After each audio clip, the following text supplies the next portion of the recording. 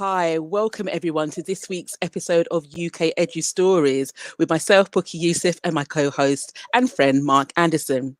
This week, we're going to be looking at what does blended learning mean to you and how are you doing? And I think it's quite topical because with the UK, well, within England, we've gone back into the second lockdown that we're experiencing. So before we actually introduce our three guests and their experiences, how's your week been, Mark? I've had a great week, thank you very much, Bookie. How about yourself? It's been an interesting week. I took part in Learn Ed. So this is basically an initiative co-run by BESON and DFE looking at different ways of remote learning and educational technology. And we were looking at what the new normal is and, you know, in regards to the schools and the impact of that. So that was quite an interesting experience. I've also been undertaking some training, just trying to make sure that I get my own skills up to speed as well. So it's quite a gentle start back after the half-term break and the shock of it going so quickly and being back in school. But how's your week been, Mark? Yeah, really good. Just usual suspects, really. Just working, doing meetings with schools, and doing some preparatory work. I'm doing some work with the Israeli embassy in London around EdTech and investment and engagement and new technologies from the region. And so I'm doing some work with them. We're doing some planning work to finish off some recording on a course I'm doing with Al Kingsley. Following on from our guide to creating a digital strategy, he and I have created a whole series of sort of training videos, as it were, to run through to create a course for that. And we're finishing off the recording for that on Friday. So I've been doing some more work around that. Just usual things, really, juggling life and dodging COVID as best you can and all those different things. But yeah, no, working hard and just carrying on trying to make a difference like we do, Bookie. Absolutely. But it's good to hear that you're asking. Safe, keeping well and healthy. Okay. But I'm just distracted by the comment by Zena. So thank you, Zena, for your comment. Thanks for joining us, Zena. And if you are one of our live viewers, you're very welcome to join us this evening. And please do as Zena has done. She's watching via Periscope. You might be watching on Periscope or YouTube. But please do bring in your comments. We are very happy to interact with and engage with these things. Previous guest, Zena, here joining us to watch again this evening. Thank you for joining us again, Zena. And this is a big issue, blended learning. And, you know, there's lots of new terminologies that have come into our everyday vernacular this past sort of calendar year, asynchronous, synchronous, hybrid learning, blended learning, remote learning, and they're not all the same, are they, Bookie? Absolutely not. And you can add in distance learning as well. So there's lots of different things. Yes. And so it's going to be really exciting. I'm excited. Obviously, you know how much I love tech. So having a theme in this regard is great. It's going to be really interesting for ourselves as well as our audience, just to hear from the context of our educators who operate in different contexts and what blended learning means to them. So we're really excited. Yeah, absolutely. So should we bring our guests in? Yes, please. Studio now. Okay, so we've got Corrine Latham. Welcome, Corrine. Hi. We've got Sarah Hazel. We've got Colin Grimes. And we've got, I think, Aditi Singh with us as well. I can't see her cameras on at the moment, but let's just see if Aditi can come on in and join us. I can see that she's there, but her microphone's off. And I'll tell you what I'll do. I'll just remove Aditi for now. Aditi, if you want to just turn your camera on and your mic, that would be great. And then we'll bring you back into the studio. So thanks for joining us this evening, all of you. Thank you so much. Can I just ask you in turn, please, starting with Corrine, down to Colin, over to Sarah, and to then Aditi, who is starting to come through now. I saw a little picture of her just then. Just introduce yourselves and talk a bit about your context and what you do and where you come from and all those sort of things, please. Okay, my name is Corrine Latham. I'm the principal of Seaview Primary School and Nursery Unit in North Belfast in Northern Ireland. Being an inner city primary school does present many challenges, but we've been very fortunate to develop a very good strategy with educational technology. So when lockdown came, we were ready to move into a very quick blended environment without too much hassle. So it's good to be on tonight to have a good chat with you all. Brilliant. Thank you very much, Corrine. And then Colin, over to you.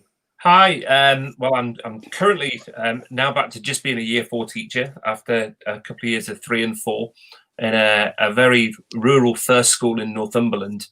Our issues have been more actually around connectivity. We're quite, I suppose, in quite an affluent area, so we're quite lucky. We're very low pupil premium numbers. But we've had lots of problems that we weren't expecting that we've hopefully solved if we need to go blended or online again. Okay. Brilliant. Thank you, Colin. And for yourself, Sarah? Okay. Well, I'm a teacher at Chute Education, and Chute is an online education company where qualified, experienced teachers deliver lessons across all key stages through primary and secondary. And basically, we work with mainstream and other educational settings and support them in filling gaps in the education of young people with targeted interventions. So I've worked as a science teacher at Chute for the last 7 years, and I'm involved in the planning and delivery of our science provision.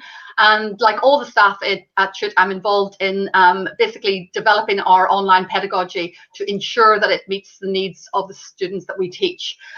We've just been made a tuition partner in the National Tutoring Programme, so we're very pleased with that. Hooray! And we're just hoping that our online pedagogy is of value to the schools that we're going to support. Brilliant stuff. Thank you very much. I think Aditi might be able to come back in now. Let's have a little look. Nope, not looking like the camera's working either. So I'll remove her out again just to give her opportunity to get that sorted. Thank you, Aditi. Bookie, are you ready for the first series of questions? I am. And the first question is this: blended learning means different things to different people, but what exactly does blended learning mean to you?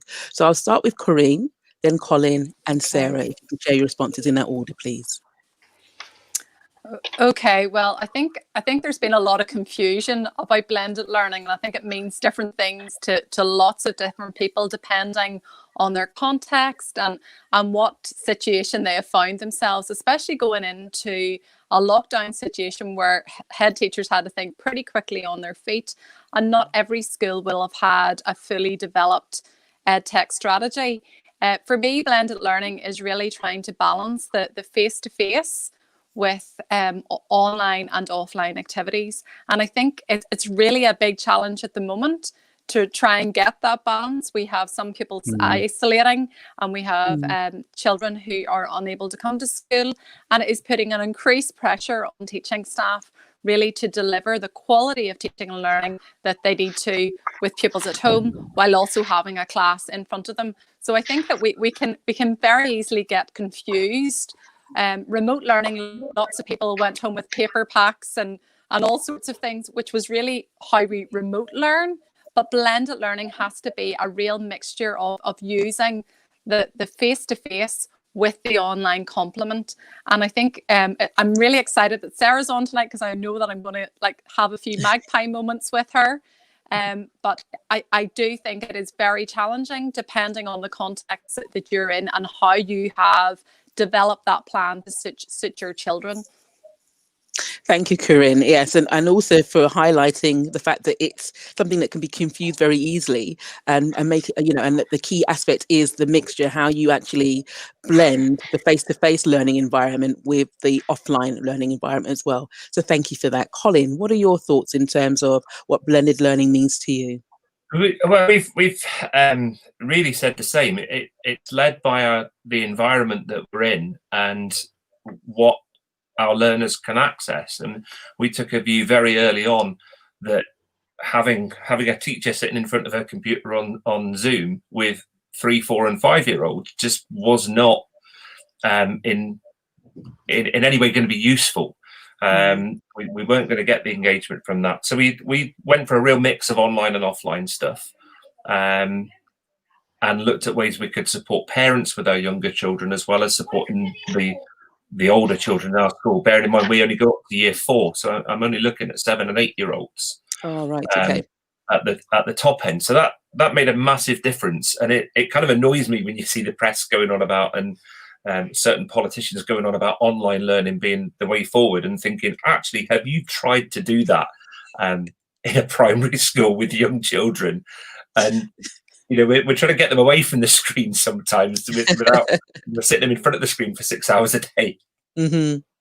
Yes, very, very good point. And I have to say, being secondary based, I do not envy the position you're in at all. But have you found any strategies that have actually worked, Colin, within a primary context? We've gone. We were quite sort of early adopters in school of Google Classroom. Mm-hmm. So we have our local authority provide a learning management system that's built around Google and Google Classroom. Okay. I've been using it in my class for lots of things. So for my year 3-4 class, in initial lockdown, they were quite used to going on and doing stuff on there. So they were able to create documents to answer tasks and Right. and do a lot of things on there themselves. For our younger children, we were almost putting together little project packs for parents, which were guiding them on things they could do and responses to it. And it was lots of outdoor learning. Okay. We're very lucky because we're rural. We've got a river run through the village. It's hills and valley and countryside all around. So our sort of our online learning leads really took that into account and gave some great little projects that certainly our younger children could be doing. Mm-hmm. And we just encouraged the parents to upload photographs back to Google Classroom so that we could see what was going on and giving feedback with those. Okay, thank you. And I like the fact that you your blended learning approach, you basically was using, I suppose, the technology as a vehicle to facilitate the support and learning that the parents could actually be involved with, but within the local, relevant to your context and local community as well. So that's a lovely example. Thank you. And Sarah, last but not least to you, what does blended learning mean to you? So blended learning takes different forms, as you've just said, and varies in terms of context and application. But it's what we've always done at Chute. So it's our core purpose, and has always been to deliver alongside schools and other educational settings. So and support them to fill in gaps in the provision. And so by definition, what we do is blended. So I'll give some examples. We do targeted interventions for gifted and talented groups in, say, primary school settings. So the school identifies the need. They ask us how we can fill that need, and then we are a part of their broader provision. So we'll do targeted interventions like that, or we've been asked to support with the delivery of education on specific topics like science to children with SEND in specialist schools, where we do Key Stage 3 science, for example. And I'm talking from a science perspective, obviously, because I'm a science teacher. Another thing a school will ask us to do is like revision programs, where we're basically targeting, for example, kids on the pass-fail boundary, or kids on trying to achieve higher grades. So we sort of fill in gaps in the provision to ensure that those children are getting. So in terms of blended learning, it's what we do. We've been there to help people, hopefully during lockdown to a degree, and because we have it running all the time, it's felt like a seamless provision for the schools that we support. So and the other education settings that we support. Okay, fantastic. And it's great to hear that the blended learning approach that Chute actually offers is offered within different contexts. So that's really encouraging to hear. So before I hand back to you, Mark, just welcome Aditi. I'm really glad that you could actually make it with us this evening. It's good to see you. Would you like to take a moment to introduce yourself to our audience, please, and the context that you work within? Thank you for bearing with me, everybody. I had huge tech issues that were solved by the opening of a door, so I'm here now. So I'm Aditi, and I'm the head of school of a small special school in Surrey. My boys are from ages 9 till 16. We have boys from age 9 to 16, and they're here because we're an SEMH specialist school. So these are children who faced difficulties or they faced failure in their past educational lives. And so they come to us either from specialist primaries, or they might have been in mainstream schools or even PRUs, and they're just looking for a stable placement. And so we have them here in really small groups with a lot of targeted adult support. so that we can sort of give them a chance to catch up on the things that they might have missed out on while their educational experiences were not quite in keeping with their needs. Okay, thank you very much. Thank you. Over to you, Mark. Brilliant. Thank you very much indeed. And thank you for joining us this evening as well, Aditi. Thank you very much. Lovely to see you. One of the issues around blended learning, we've heard, obviously, blended learning is not just online teaching or online work or access and things, but one of the big issues with young people being able to access things that are online, obviously, is having access to the technology and the infrastructure to facilitate those sorts of things. Recently, more than ever, we've been hearing about this idea of digital divide, and I'm sure it will impact on all four of you in a variety of ways within your broad range of settings. Starting with you, Aditi, please. Can I ask you how your school has dealt with the digital divide? And I'll move around the rest of you for the same question afterwards, please. Sure.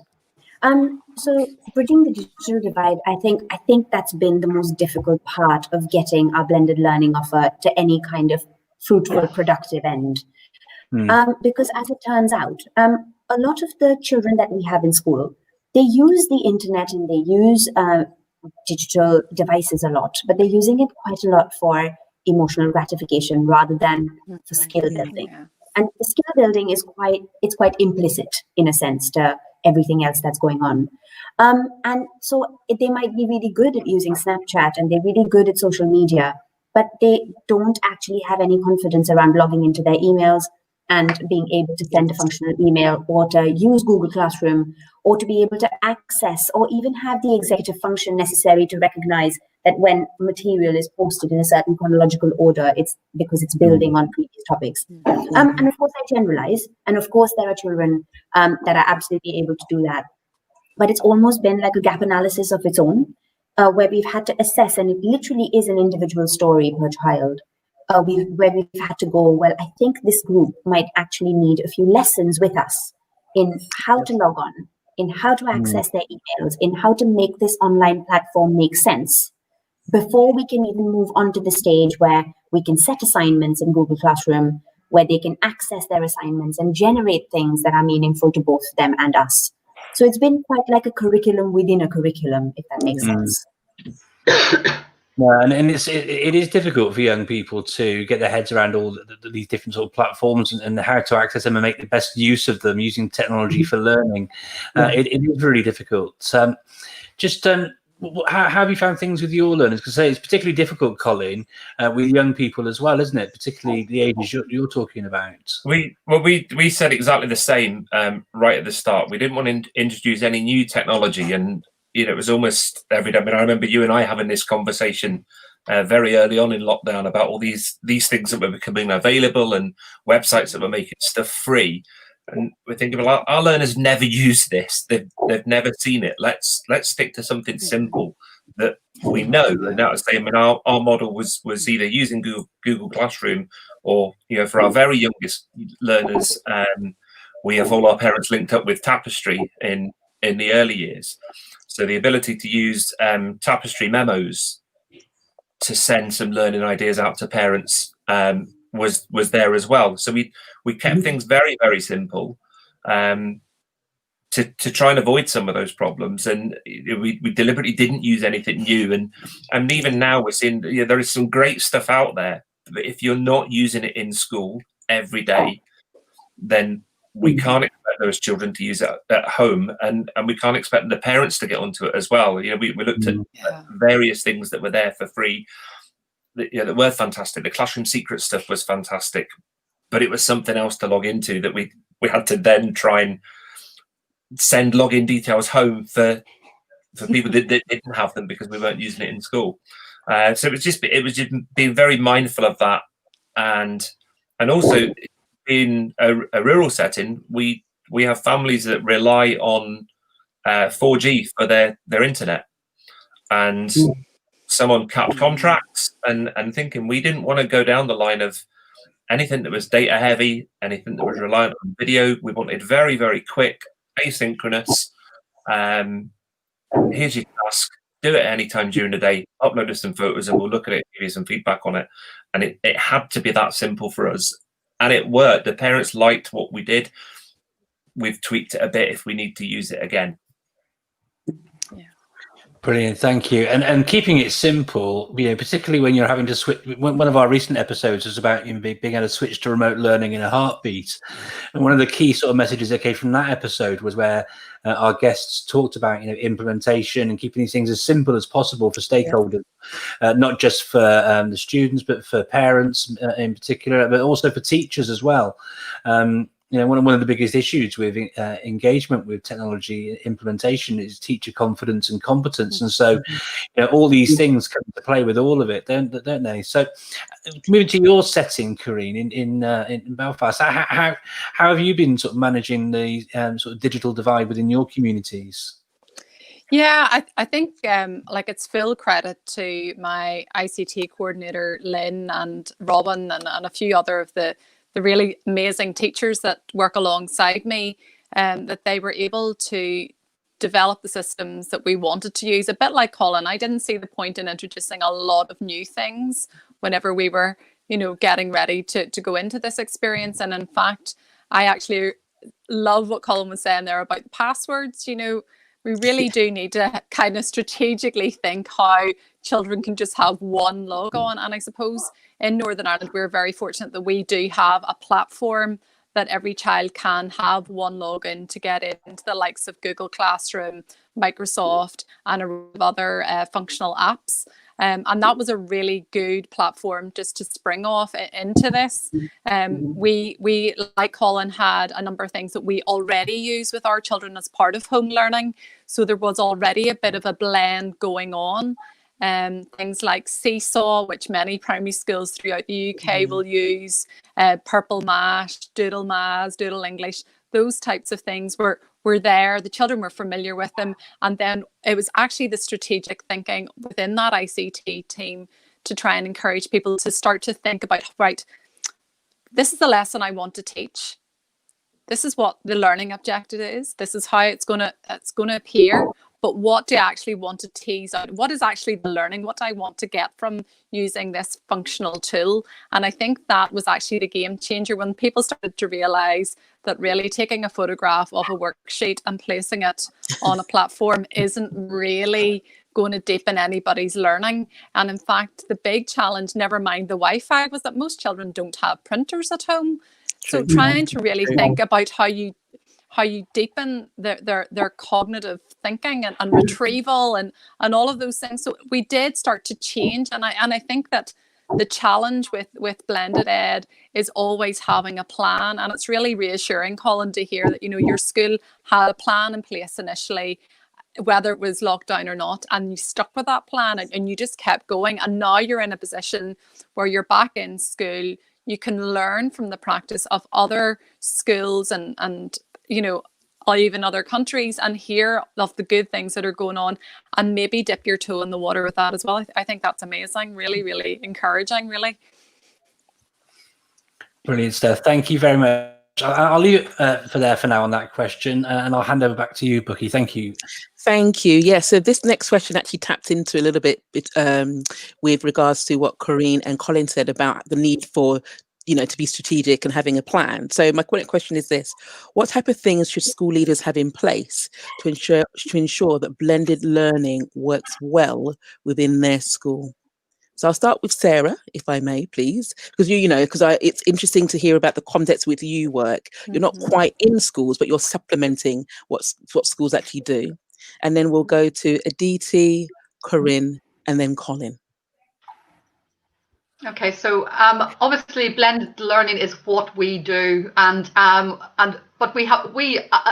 listening to everything you're saying, and everything that everyone is saying is things that we have to be alert to. Making sure that children know what to do. We have to think. Our online pedagogy has to do all the things that you're saying, because we often have children working at home on their own or working in educational settings where they are having to be, they'll get some support, but maybe have to do it on their own. So we have to make it, absolutely targeted to their needs, and we have to adapt and change constantly to make sure it's fitting the needs of those children. So yes, blended learning is what we do, and we have a lot of CPD around best practice to try and make sure that that what we're doing is working, that it ensures that it's meeting the needs of the children we're teaching. So yeah, best practice to maximise student outcomes for students who we have to provide induction information and guidance, and the platform is easy to use, so students can quickly get to grips with it. But that's only because we have to kind of do a back and forth, trying to make sure that what we're doing, our IT support, etc., can ensure that so we've got a team of IT people who have to work with us to make sure if there's any issues we can adapt and change. And then of course parents of students who work from home can easily see what the platform works, and we can provide support to support them, to support the children in terms of making sure that if there's any issues they can get in contact with our admin people, the IT people. So it's a whole collective sort of enterprise where we have to make sure that everybody has a role to play, and everybody needs to know what those rules are, and the training and best practice discussions that we have in our firm are all about ensuring a seamless and problem-free delivery to the children we teach. So we kind of train ourselves, but we respond to the changes and needs of the kids we're teaching. Thank you for a comprehensive answer there. And I love the strapline you said, Sarah, about the fact that everyone has a role to play, and ensuring that time is actually spent in, that everyone knows exactly what they do. And if anything goes wrong, there's a quick support mechanism in place. So thank you for that. Yeah. Okay, so over to Aditi. Yeah, I mean, Sarah did say quite a lot of, I think, what goes into making these plans possible. And of course, the logistics are a huge part of it, ensuring that all the families and the children have the tech that they need. So, doing that initial needs assessment around, are there dongles at home? Is there enough bandwidth? Is there Wi-Fi capacity? And if not, does there need to be that provision? Who is it that has a laptop and doesn't? Do we need to take some out? Setting them up logistically. And then one of the challenges that I think I didn't anticipate was also making sure that everybody on the staff team was on board in terms of what it was that we wanted out of this entire experience. So, it's very easy to wade into sort of blended learning, but without having an idea of what we want for our children in terms of outcomes. And it's just coming to that shared agreement that, yes, if it were English, for example, we're still expecting them to understand what a metaphor is, but what are the steps that we need to put in place to scaffold that process? And that are all staff aware of what those scaffolding steps are that are required? So making sure that children have access to one video-based, demonstrative resource, and then making sure that the assignment that's set is in accessible language. And that additionally, we've also been continually sending emails and newsletters out to the parents with the support required. So whether it's a YouTube playlist of like introductory videos to Google Classroom, or parent videos, sort of like giving them a basic grounding in mathematical concepts. That, here's the support that staff need, here's the support that the parents need, and then are those two parties talking to each other in order to enable the child? Because if those parties are not talking to each other and we don't have clarity, then it just becomes really muddy for the child. Absolutely. I love the fact that you clarified any assumptions, but the communication channels were very open and very clear and transparent between the parents and the teachers. That's great. Sorry, Mark, were you going to say something there? No, I was just clear. All right. Okay. All right. Apologies. Okay. Thank you. Corinne. Yeah, just picking up on the same themes as the girls, I think that the big challenge is making sure that everybody is working in parallel with everybody else, and making sure that parents know that they can get in contact. Now, not every school is going to have a great admin team who'll be able to step into a blended situation and provide all that support. But one thing that we were able to do and use really effectively was our classroom assistants. And our classroom assistants were able to touch base with parents and just check that, online was working, that they had the necessary tools. One of the things we realized quite quickly is that most of our children were learning on, a mobile phone as opposed to a laptop or, some of the devices that we as teachers sometimes have at home. And I think it actually gave teachers a sense of perspective about what actually was achievable and what possibly was not. So as in Northern Ireland, we've been very fortunate to have great support from our inspectorate. We've also had quite a bit of support from our government. And we now are in a position where we have been able to give a number of children, like from my school, I think we've given quite a number of Chromebooks home and BT Wi-Fi vouchers so that they can connect into the BT open zones, so you don't have children going and sitting outside McDonald's trying to do their homework. So, you know, these are the realities of blended learning. And I suppose, you know, certainly Sarah and, sorry, is it Amiti? Sorry. Aditi, sorry. Said, you know, making sure that parents have the right skills is one thing, but also really valuing your teaching staff. And, you know, Mark alluded to it earlier, you know, having teacher confidence to try something new. Like, look at us all. Like, how not, it would have been in my wildest dreams that I would have been on anything like this a year ago, because we weren't trained as YouTube stars. You know, nobody said, did you do your module on being, you know, recording lessons online at college? I certainly didn't complete that module. And look how far we've all come. And having a sense of, you know, perspective of how to teach a lesson online is actually very different, and it takes forever. Let's be honest. You know, I've had a few colleagues over the past week or so reading a story. Now, I could read a story to any child within 5 minutes, but recording it online, oh, I'm not happy with that version, not happy with that version. And all of a sudden you've got 30 versions of the same story and you're still not happy.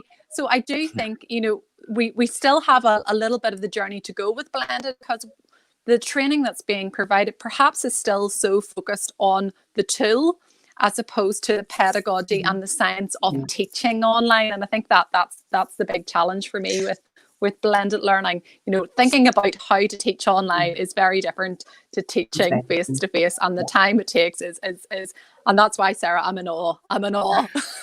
Yeah, definitely. Corinne, thank you so much. I know, Mark, you very kindly flashed up the message from Zena saying that's an excellent point. A lot of the time, if you look back over the years, because I've been involved in EdTech for so many years, the focus has always been on the tech, the tools, rather than the pedagogy. And as you said, Corinne, quite rightly, teaching online, the pedagogical practices or aspects are completely different to how it's undertaken on a face-to-face basis. And we need to spend more time on that so that we reduce the amount of time, because you're right, it does take a lot of time. It's a new way of working and delivering lessons. And, you know, unless we can actually focus more time on that, we're going to spend a lot of time for, you know, just, you know, for maybe like a 5-minute video in the end. But yeah, over to you, Colin.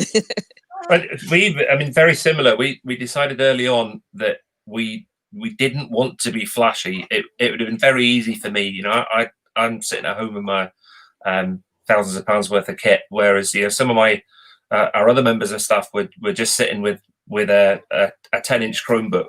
So we had to say what was sort of our lowest common factor. Where was our starting point for all our staff, and thinking that's where we were going to go. And then we put templates and tools in place. We had very defined responsibilities. So I actually pulled away from the teaching, and I was more providing the technical help both to parents and staff. We're lucky with being a small school.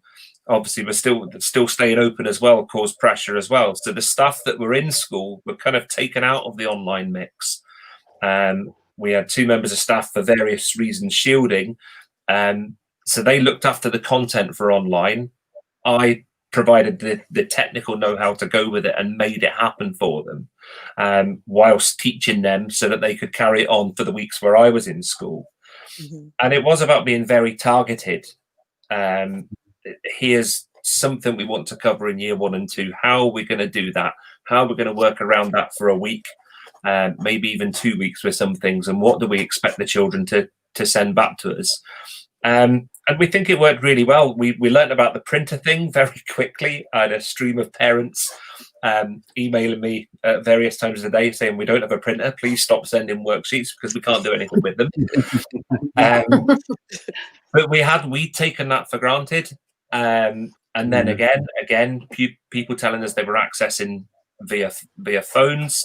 So we had to make things clearer. Which led us into this sort of very clear template in Google Slides that we were going to use. It was all very SEN friendly colors that could be viewed on every device. And it was then encouraging the staff, right, go and have a look at this on your phone. see what it looks like. Have a look at it on your iPad or your tablet, and make sure that it looks like how you want it to, or it certainly looks like the children can see it on whatever device. And we were again working around knowing that lots of working parents, lots of children with older siblings that were getting different pressures from maybe their high school and their middle school for their expectations, and knowing that probably our children in some families, their learning was going to come right at the bottom of the pile, and it was going to be 10 or 15 minutes squeezed in between everything else that the parents had to do in that day, between their jobs and everything else, which was another reason why saying you're not going to be sitting online at 9 o'clock in the morning doing 5 hours of learning, because we knew a lot of our children couldn't do that. Sobering point there. I'm just taking that in. I also love the point that you made where you said that the teachers within your school community had to make consideration about the learning resources from the students' perspective and what it would actually look like. And I think that's a really important point that can be easily overlooked, and getting clarity about, if you're asking students to learn something, what would it look like? What exactly do you expect them to return back to you? And I think that those clear and simple questions are really key. So thank you all very much for the comments you actually shared there, real responses you shared there. Sorry, over to you, Mark. Brilliant. Yeah, thank you, Bookie. And just going back to what Colin shared there, I mean, I think just that one example of working with colleagues to ensure that accessibility is at the front of their thinking, in just from choosing colours. I mean, that is a huge shift in thinking for educators. If we sort of think where we were a year ago, just on that very, very small basis. So kudos and thanks for sharing that example, Colin. And speaking of examples, Nikki B is joining us this evening in our audience, and she's asked a question saying, can panelists share an example of something creative that has been done in their setting using blended learning, i.e. a specific example of using it well that has benefited student learning? So lovely question there from Nikki. Is anybody on our panel interested in attempting at answering that one first? I'll have a go. Good man, Colin. I mean, we're lucky as a school. We're a forest school. We have several sort of outdoor learning practitioners, and lots of our stuff for our younger children was very much based on the outside and what they could do. Go and plant some seeds, record your results, take us a picture and send it in every week. Let's have a little competition for how we're going to do it. Can you describe what's going on? Make us a little film and send it in. And our younger children really rose to that challenge, and we were quite lucky with the parental engagement as well. So they were providing us lots and lots of feedback and lots of stuff coming back in. We were looking with year one children, let's find adventurous ways of counting outdoors. Let's go and take a picture of numbers that you can find out on a walk. And that kind of thing. Let's make some numbers, and it was great. And we were then able to, through careful feedback and very individual feedback, push those children on. That's brilliant, Colin. Thank you very much. And that sounds very similar to some of the examples we heard in our previous episode, Bookie. Do you remember when we were looking at exploring outdoor learning? Yes, dirty teaching. Yeah, absolutely. Yeah, absolutely brilliant there, Colin. Thank you for sharing. Anybody else want to respond to that question at all? Go for it, Corinne. Thanks, Corinne.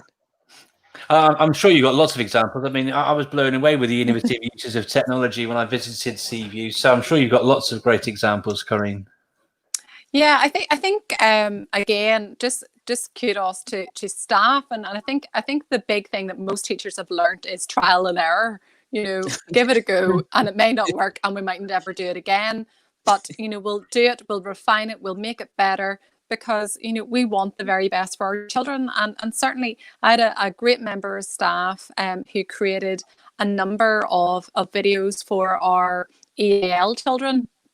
And they were actually very simple videos that went over the basics, the SAP PIN, phonics, initial phonics, but the way in which she composed those lessons actually was very similar to the way she would have brought them into a small group.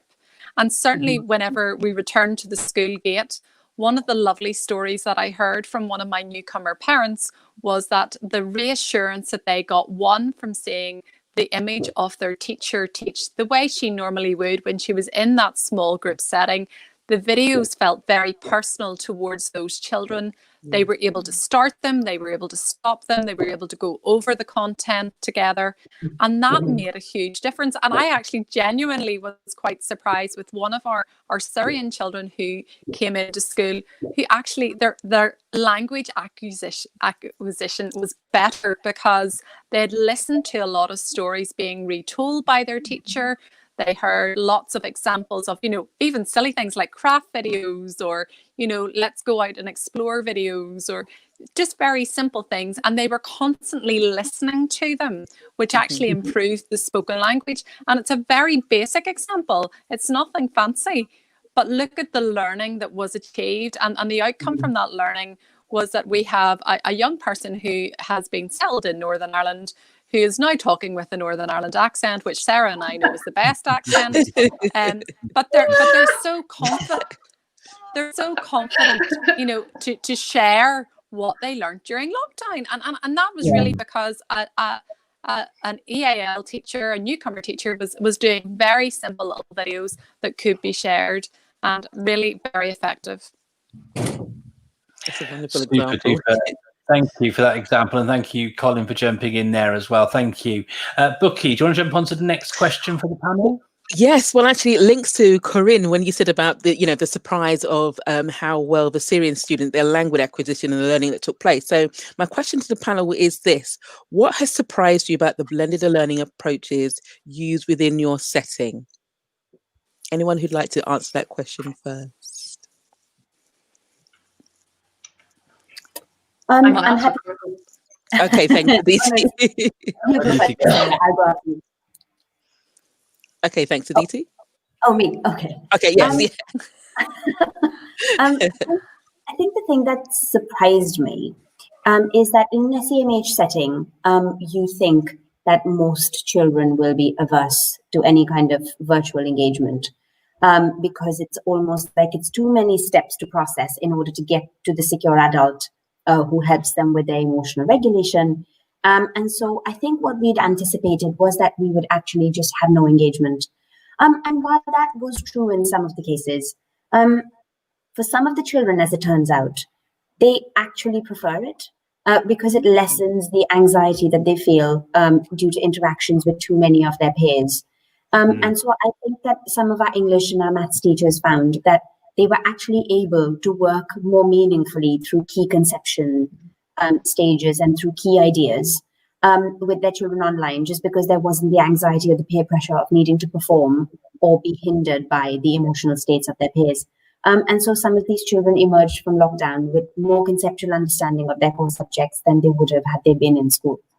Oh wow, that's powerful. It's really that's so powerful. Yes, I love the fact that the platform was able to actually minimize the anxieties that students would actually experience within the classroom. So that's very powerful. Thank you so much for sharing that with us, Aditi. Anyone else who'd actually like to share anything that surprised them about the blended learning approaches within their context? Sarah, you raise your hand, Sarah. Yeah, no, I'd just like to say in connection what Aditi said is that we have a lot of students who have SEMH issues, and while I'll never say that we obviously teach online, and we not for one moment would we say we don't want to see that interactivity between children. There's no doubt that some children respond very positively to being in an environment where they're not distracted by their peers, and because we find that they focus, and children with issues like that can be intimidated or put off or whatever. And whereas when we're teaching them, when we're in a headset, obviously they're either working at home, they're working in environments where they're, even if they're in a classroom, even just wearing a headset alone gives them a bit more focus and less distraction, and we find they respond very, very positively online. And so I'm not saying there's no question the interaction between children is vital to their development, etc. but in a learning environment, that that targeted and focused delivery, where children aren't distracted, they respond very positively to it in our experience. Okay, thanks for raising that point as well. Thank you. And the only other comment I was going to say is, as a business working online, we have seen a seismic change in how online blended learning has been perceived. And what's great is that online tech solutions have become accepted and are rapidly becoming a part of the natural curriculum. We're delighted to see that. We felt we were on the fringes before. Now we feel we're coming into the mainstream. Oh, fantastic. That's good for us, I'd say, but we think it's good for everyone, It's brilliant to hear. I've just seen the time, actually, 15 minutes left of the scheduled program. Where did the time go? So, Mark, I'll hand back to you, see if we can actually cover any more of the questions that we actually got listed here. But fascinating insights. I just love it. I knew I would. Yeah, no, absolutely. There's so much we can talk about. Let's jump into this question here. What else do you think you would like to see happening with regards to blended learning within a school setting? So that question kind of asserts that things before might have not been as they are.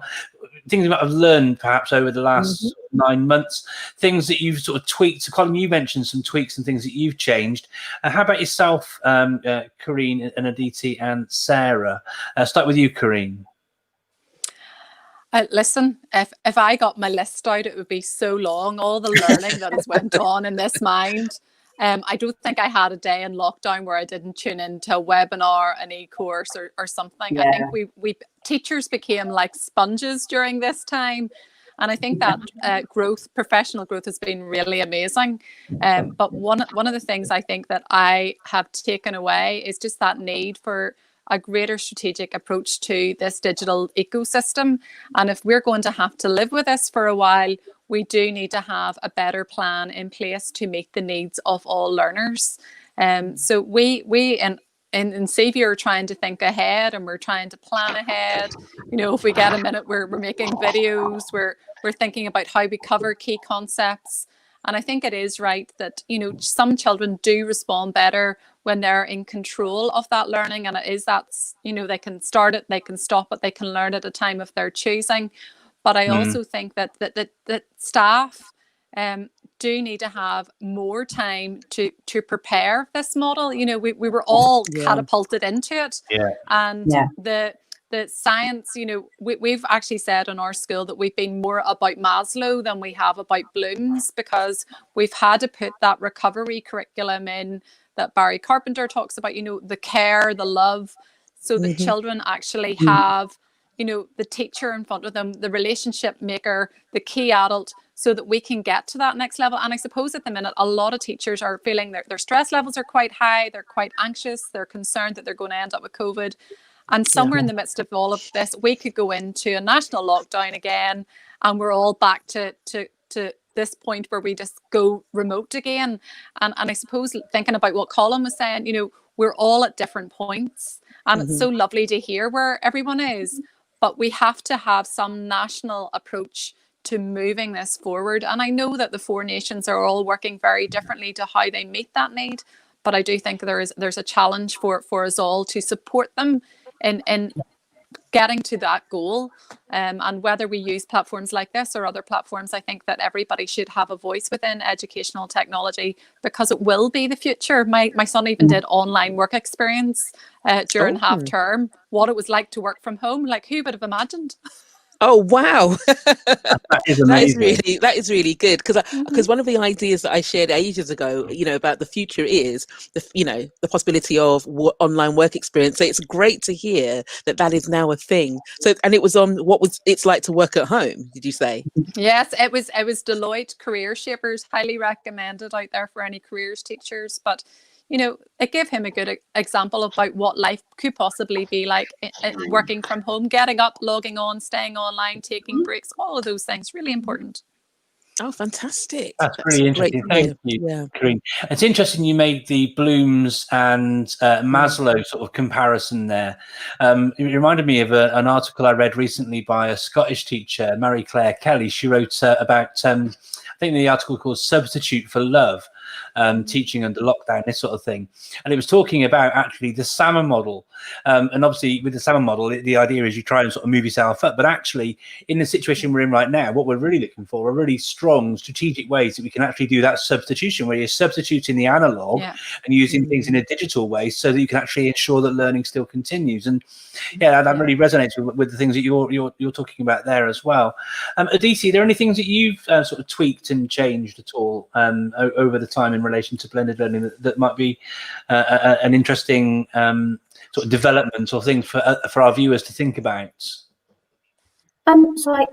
Again, given that the mental health of our pupils has to be front and center for us, and it all, like you said, teaching as a substitute for love, like it all for us boils down to how do we keep those attachments alive? And so much of it has been about us considering that, yes, of course, we need, like Corinne was saying, we need to almost have our own separate pedagogy for this for our teachers. But we need to give them the chance to, almost like on an initial teacher training program, give them the weeks and the months that are required to practice to get this right. So that's one aspect of it.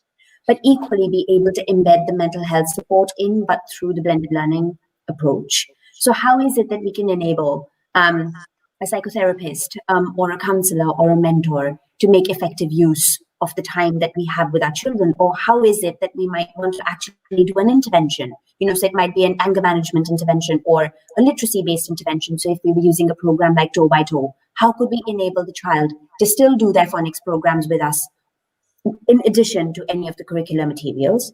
But equally, how do we make the more hands-on subjects approachable? So how do we convert art, into an accessible, engaging activity? Like, do we use the draw-alongs that were on YouTube the whole time, where we send like an enrichment pack home beforehand with like a sketchbook and paints and color pencils, so your basic tools, and then direct them to a draw-along video, and then film ourselves, or use a viewer and do that alongside. And how do you do that with PE? And how do you do that with drama? And do you do, like shared drama? And so it's about exploring those other things that make learning really meaningful in the face-to-face context, but then translating it into something that also works online. I think that's absolutely key, that, the really careful thinking about what works and in a face-to-face setting, and then how you can then translate that across. Thank you very much for your comments. And just sort of bringing that over to you, Sarah, given your experience of 7 years of online teaching, based on what we've heard from Aditi then, for example, have you got any sort of best practice approaches that you think might be helpful to people in terms of how to maybe best approach blended learning? Well, I mean, I was just thinking of when you're describing the examples like art and drama, which are not my subject area, but which one approach we use in science, my subject area, is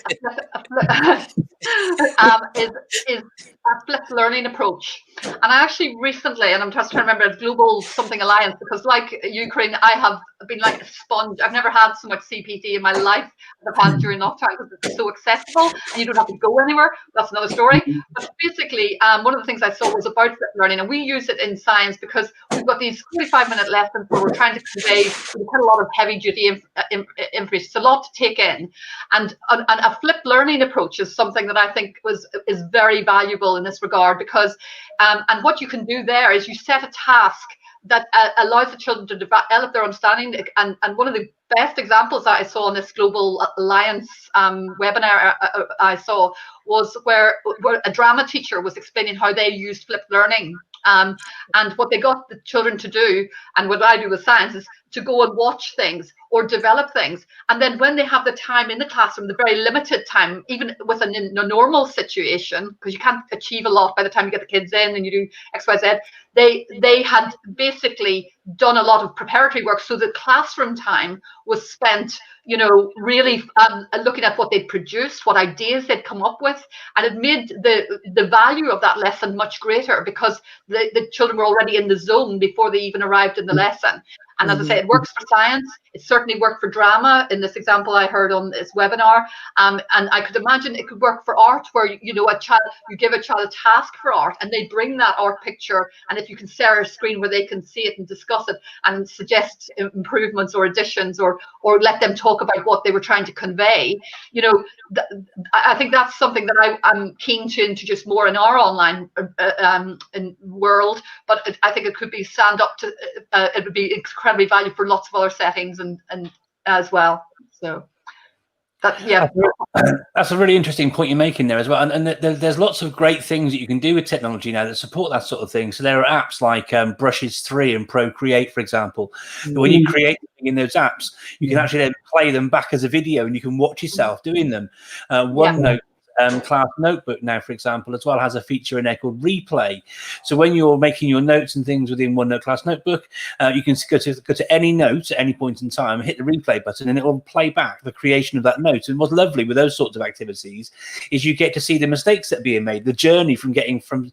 And it goes back to that sort of that Austin's butterfly kind of example, doesn't it? Where they started with that really, really not very great butterfly, leading to something which is like well beyond what the child thought that might be impossible. So some fantastic ideas and examples there. Thank you very much, Sarah. We've got some more comments from our viewers this evening. Thanks to Amy. She's joined us saying it's so good to have parents involved in the education of their children and trying to not only do things outdoors, but then come home and sit and learn new ways to use a program or an app together. Thank you for joining us again, Amy.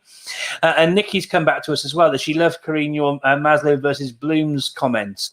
It's so important that we make sure children's basic, fundamental physiological needs are met, because how can they succeed if they don't have those things in place to support them? Thank you so much for those comments, everybody. Bookie, do you want to go for the final question? Yes. So if you've got teachers or school leaders who are looking for examples of best practice or case studies, where would you suggest they could actually go to find these, locate these, to find these? And I will start from Corinne, Sarah, Colin, and then Aditi. Well, I am Team NI. Mark knows this already. There is amazing practice going on throughout Northern Ireland, and it was lovely actually during lockdown to see so many of our colleagues actually making short videos about what they are actually doing in their schools. And this was actually highlighted, and I'm sure I can stick up a link later, or Mark maybe link it in, the ETI remote learning advice, and it had examples from schools of what they could do in a primary and a post-primary context. And I suppose even with our nursery schools, and I think Colin made a really good point early on about nurseries are essential to getting all of this education bag right. But giving them really good experiences at home and maybe supplementing that with resource packs that can go home to make sure that they have the right tools. We often say you can't come to school without the right tools, and you can't learn at home if you don't have the right tools either. Very true. Just trying to think ahead, I suppose, and being aware of the context. But certainly there's any examples I see, I retweet them, because I just think that there are amazing people. We have Blended Ed, Learn NI, lots of great examples going out, and we also have other pedagogical journals coming out through Stranmillis University College, which again is really worth a look. Thank you so much. And I'm just hoping that maybe Mark and I could probably get a chance to see what's actually happening in Northern Ireland as well, just based on your recommendation. Thank you. Mark knows I'm up for a road trip. Okay. Thank you so much. Sarah, what are your thoughts with regards to this?